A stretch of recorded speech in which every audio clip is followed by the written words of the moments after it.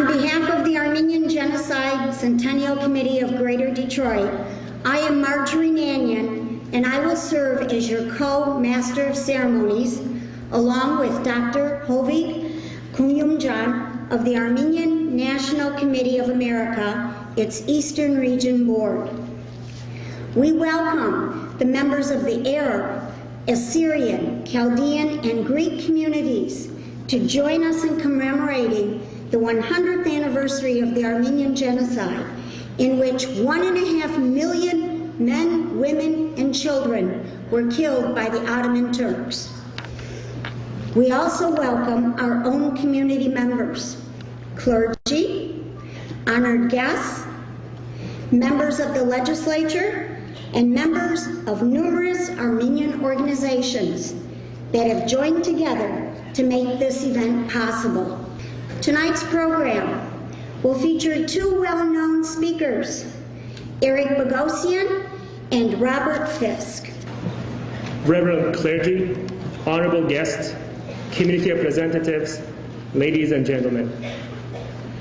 We are gathered today to commemorate the centennial of the Armenian Genocide, a deliberate act of the extermination of 1.5 million innocent human beings by the bloody hands of Ottoman Turks. Today, we also remember the genocide of our Assyrian, Syriac, Chaldean, and Pontian Greek brothers and sisters who suffered from this ethnic cleansing. I am one of them, the grandchild of a survivor who witnessed the deliberate execution of his parent in front of his eyes. Sometimes it is necessary to remind ourselves of these graphic descriptions. There is no denying they happened. And it is our duty to educate people about the atrocities our families endured.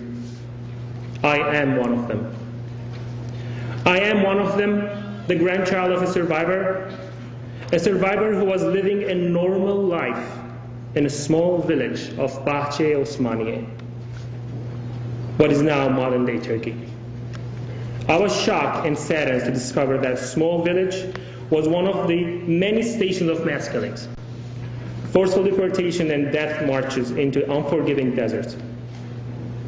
One of the reports communicated by the American Committee of Armenian and Syrian Relief, dated on the 16th of November 1915, was made by a Swiss citizen witness named Fräulein N., who said, and I quote, "I have just returned from a ride of horseback through the Bahçe Osmaniye plain, where thousands of exiles are laying out in the fields and on the roads, without any shelter and completely at the mercy of all manner of brigands." And she added, "Last night, about 12 o'clock, a little camp was suddenly attacked.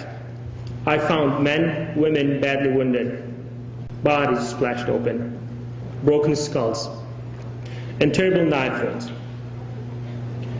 Many of them were so exhausted from the enormous loss of blood that they died, I fear, in the meantime.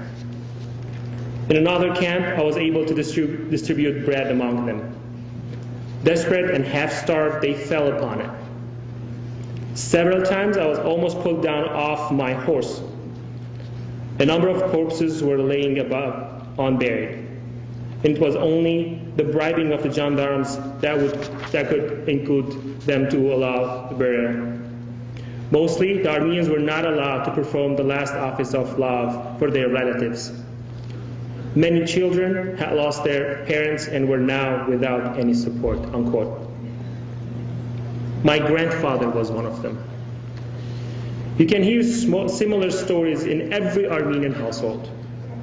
Stories that were told by the survivors, and also by American, Danish, French, and other nationality diplomats, doctors, relief workers who witnessed these tragedies. For the survivors, the shock of this calamity transitioned into awe, and eventually, and strangely, to guilt. The guilt of feeling like subhuman species. The guilt of being subjected to atrocious and dehumanizing acts. The guilt of being a survivor when many others did not make it. These feelings were a way to comprehend the hatred and behavior that they were subjected to. In the aftermath of the genocide, those who survived did not want to talk about what happened. They wanted simply to survive, to protect whoever is left of their families and whatever was left of their culture. Then, with hard work and dedication in countries of the diaspora, they built their churches, then their schools, baptized their children, and educated them to tell the truth and work to restore justice and equality. Only then they raised their voices to the world outside. They found the strength to break their ritual of silence so the truth of their past would be recognized, appreciated, and learned from. My father was one of them. And now, our generations are and will be the hope of this nation. As U.S. citizens, it's our right to speak in America's name in defense of human rights. And yet, sadly, a foreign country has placed a gag rule on our nation's recognition of the Armenian Genocide, using threats and intimidations to block legislation that simply calls upon us all to apply the lessons of this atrocity to help prevent future crimes against humanity. Turkey, which has outlawed the discussion of the Armenian Genocide within its own borders, is paying lobbyists millions to export this restriction on free speech to the United States. Recently, they even went as far as warning Pope Francis not to repeat the comments he made about the genocide and condemning his actions entirely. We, and especially the youth, are all invited to learn more about and teach everybody about the Armenian Genocide and reject Turkey's worldwide campaign of denial by standing up for our rights as Americans to condemn genocide, whenever and wherever it occurs. And finally, I'd like to restate that I am one of them. And now, you are one of them too. Shukran, merci, Evcharisto, Shukrin, Basime, Shunuragaltun, and thank you.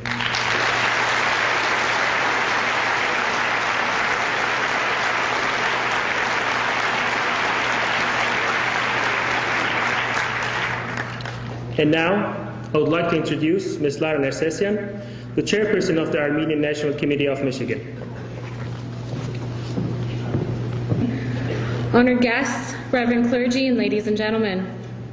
At this time, I'd like to welcome and thank our political leaders for supporting our community and being a voice for us on the political stage. Their continued advocacy on behalf of the Armenian community has helped us advance our causes over the years. This year, I'm happy to say that Congressmen Sandra Levin, John Conyers, and David Trott have all signed on as original co-sponsors of the Armenian Genocide Truth and Justice Resolution, H.R. 154.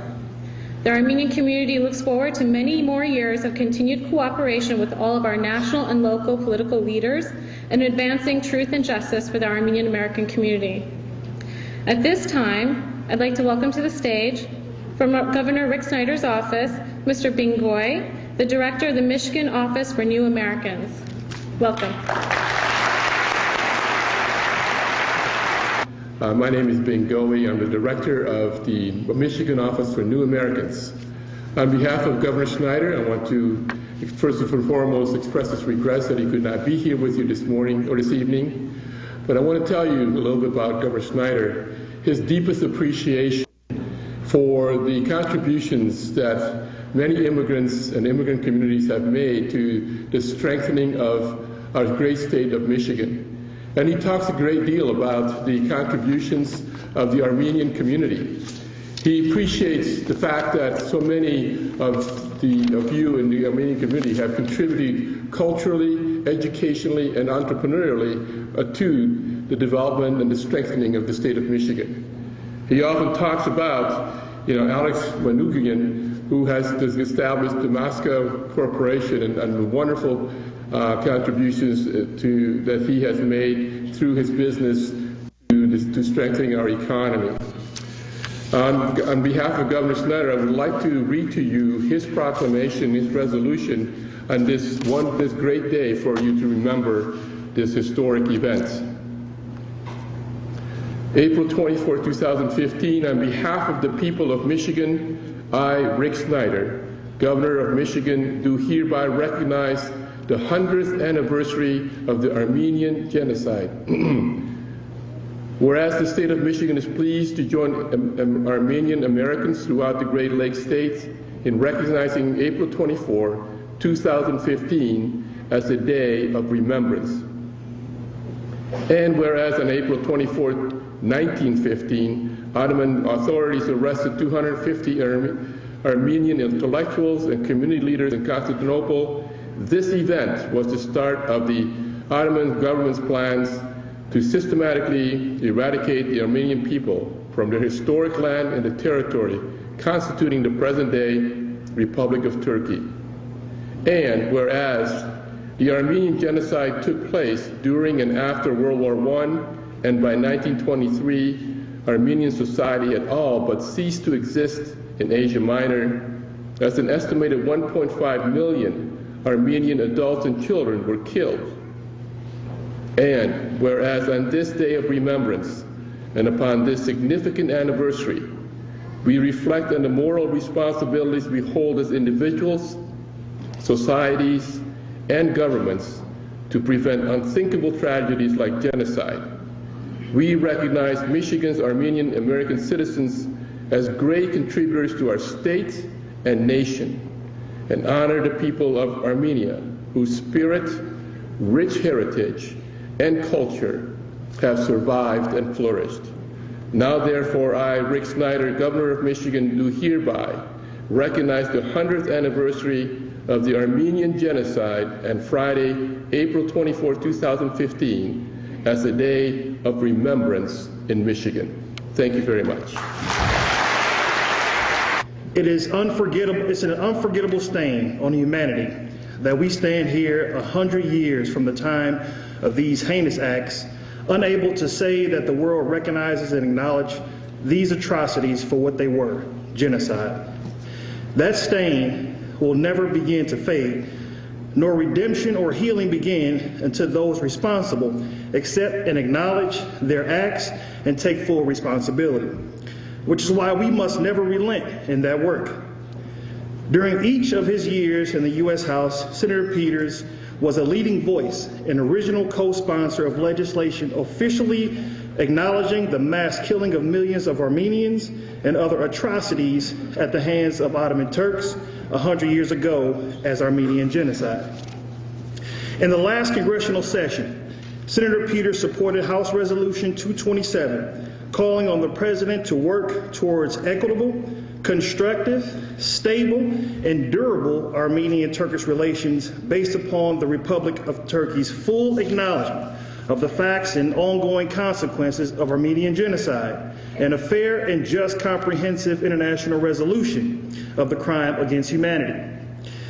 On February 17, 2012, Senator Peters entered into the congressional record a statement condemning the atrocities that the Armenian people experienced most recently in Azerbaijan in the late 1980s and early 1990s, and urging the recognition of the rights of minorities in that region. As a religious people, we are asked to acknowledge our sins before God. Only then can healing and redemption begin. While it is a religious tenet for many, it is a natural and human process. It is universally understood. In the United States Senate, as well in the House, Senator Peters will continue the work to recognize the Armenian Genocide, to honor those who perished, those forever scarred, and the latter generations of Armenians like you and throughout the world who carry with them the tragic legacy of their forebears. On behalf of Senator Peters, I wish to thank you again for your kind hospitality this evening, and God bless. And it's important, and that's, I think, part of this, is that we resolve those things. We have experts that are here tonight who are going to talk about this. But we have to get to an end point, we have to resolve by acknowledging what happened, acknowledging, and then moving forward on that basis. And Mark has done an outstanding job in this community, representing both the people in the council for 3 decades, but also as a teacher, as a coach. And he is one of many Armenians in the city of Dearborn who have been an important and valuable contribution to who we are and our successes. And that's what I want to recognize, because with St. Sarkis Church, who we were so pleased that St. Sarkis Church chose to be in Dearborn, to be part of our community. And they've been part of our community time and time again. And those are the things that are so important. But it's unfortunate that these people came here because they were brutalized and killed and had to get to safety because they're in their own community, in their own country, they weren't safe. I also had the privilege to serve with George Haratunian, George Zabin Haratunian, who's better known as George Hart. He was another Armenian who, again, I got to know him well, I served with him, and he too carried that with him, and his family, his mother, who I got to know very well, was much closer to it. And it's something that we need to confront and deal with. So again, I'm glad you're here in Dearborn. I welcome you to this. I know it's a somber occasion, but I also do want to say that we all celebrate all the contributions that Armenians have made to not only our community but our country. And somebody can stand out there in front of this building and pretend that it didn't happen, but this is America, and we can tell the truth. Thank you. Dear Reverend clergy, distinguished guests, honored guests, ladies and gentlemen, thank you for being here tonight. The first genocide of the 20th century that started 100 years ago on April 24, 1915, the Armenian Genocide. On April 24, 1915, when Armenian intellects and leaders were rounded up and executed by the Ottoman Turkish government, that was the beginning of the Armenian Genocide. Following that for years, mass killings, deportation, death marches of women and children, violent crimes, a loss of 1.5 million Armenians, half our population. Other genocides followed: the Jewish Holocaust, Rwanda, Darfur, Bosnia, Cambodia, and others. In fact, Adolf Hitler directly referenced the Armenians prior to the Holocaust. Who, after all, speaks today of the annihilation of the Armenians? He referenced this multiple times. The origin of the word genocide comes from a Polish immigrant, Raphael Lemkin, who in 1943 coined genocide, genos, to mean race in Greek, side, to mean killing in Latin. Lemkin was a strong supporter for human rights, and his passion, which led to the word genocide, was the Armenian events in 1915, which Lemkin described as genocide. That was a horrible chapter in Armenian history and human rights history. What makes it worse is that Turkey continues to deny this, even though they know themselves the crimes they committed was a genocide. Modern day Turkey must face their history. They must accept responsibility and accountability for the crimes their ancestors carried out on the Armenian people. There can be no peace or normalization of relationships between Armenia and Turkey until there is justice that means accountability, reparation, and restitution. So why hasn't Turkey acknowledged the genocide? Well, there's no doubt that the facts are overwhelming. It was a genocide. They continue to deny it for 2 reasons. One, financial impact. Admitting to genocide means retributions and reparations. And their image in the world that would be impacted if they admitted to genocide. The United States, the greatest country, the leader of the free world, NATO, are being held hostage by the Turkish lobby and the fear of damaging the relationship with Turkey for military and commercial purposes.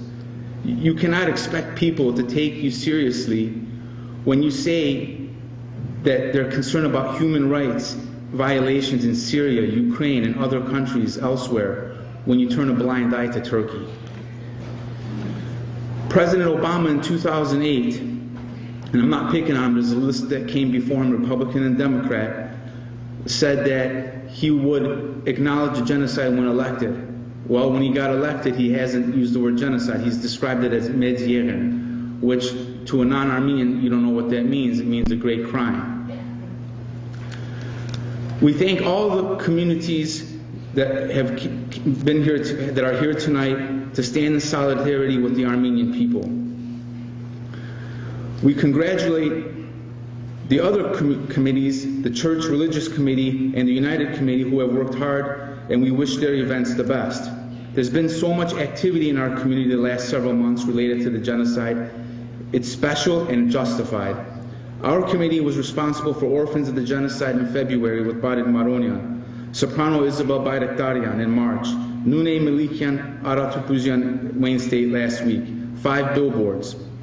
The measure of success in a community is what happened at Eastern Michigan University last week. The Turkish lobby last minute decided to parachute in 2 heavyweight deniers of the Armenian Genocide, Bruce Fine and Michael Gunter, because of the positive results in this community. Their goal was to discredit the genocide and plant seeds of doubt in our people, especially the youth, who they invited through emails to attend this conference.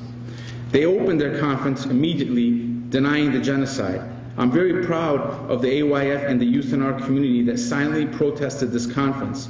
You should have seen the looks on their speakers' faces. They were shocked. It's all over social media, 60,000 reaches, 30,000 views from 45 brave and young youth that stood up for justice.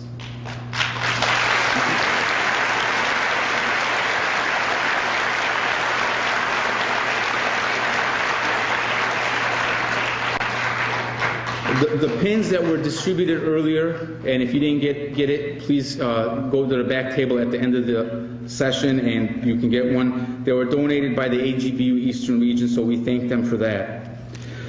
Tomorrow morning on WDIV, Channel 4 at 10 a.m. Flashpoint with Devin Skillian. Both Robert Fisk and Eric Bogosian were his guests, so you can view that tomorrow morning. And I'd like to thank the committee for their hard work and dedication since July of 2014. We've worked hard to put these events together, so I thank you for your hard work and dedication. To wrap this up, the chapter of the Centennial will close soon. Our work will continue until there is justice for the 1.5 million Armenians lost in the first genocide of the 20th century.